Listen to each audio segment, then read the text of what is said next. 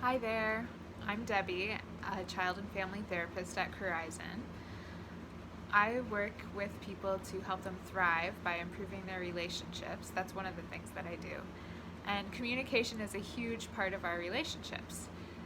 So today I'm going to talk about 3 ways that we communicate with other people and how these 3 styles can either push people away or draw them closer, and how um, to recognize why we're using the different styles in different situations.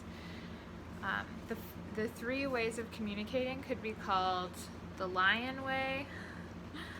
Can you tell I work with kids? The turtle way, and the owl way.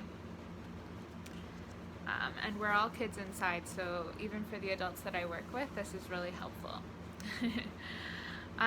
The lion way of communicating is very intimidating. So the body language is huge, powerful. It can be like pointing fingers, it can be blaming, it can be bossy, loud, sarcastic, using you statements like "you're so stupid" or "you messed that up again." The lion way of communicating is very powerful, and it's like my way or the highway. It can be with the feeling of anger, and what you might see would be the body language I described, but also you might hear a really loud voice. And when you notice yourself using a lion way of communicating, it might be because you're trying to gain some control in a situation that feels out of control, or you may be trying to get other people to do what you want and you're not really sure how to get them to do it in a more effective way. Or you might feel like, if I don't communicate this way, then I won't be able to get people to do what I want them to do. The drawback of communicating in the lion way, or the aggressive way of communicating, is that it really pushes people away from us.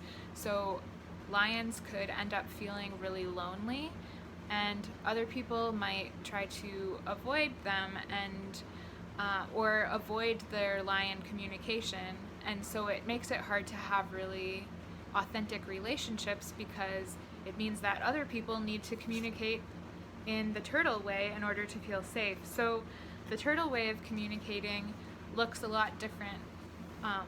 Posture wise, it will be smaller, it will be like maybe shoulders hunched, maybe looking away. There won't be eye contact. So the turtle way of communicating is all about hiding, protecting, feeling safe, and it would be using a very quiet voice, or maybe not saying what you need. It could also be avoiding communicating by just not having difficult conversations, or it can be about just always taking or following other people's ideas instead of saying what you think or what you need. And when you notice yourself using a turtle way of communicating, it could be because you're feeling afraid. It could be because you are feeling a need to protect yourself or your ideas. You might notice that there isn't room for your ideas, and so when you find yourself using the turtle way of communicating, you can see it as a way of protecting yourself in a place that you're feeling unsafe to share who you are or what you need or what you're thinking with other people. And so the turtle way of communicating can actually protect you from being hurt or embarrassed, but it can also make it so that people don't really know who you are, and so it can also feel really lonely, kind of like the lion.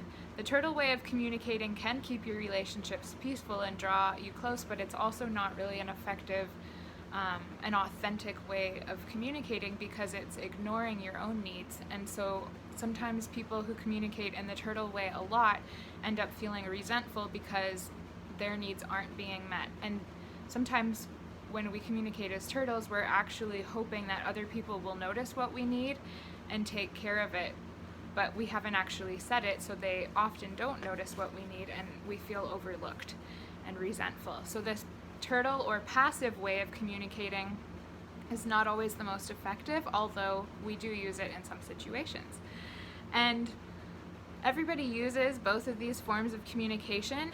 What's helpful is just to recognize when we're using them and to know why we're using them, so that we can be aware of what we're actually needing. And ultimately, what can be most effective to have healthy relationships and authentic relationships is to communicate in the owl way. And the owl way of communicating is a confident body posture that you would see.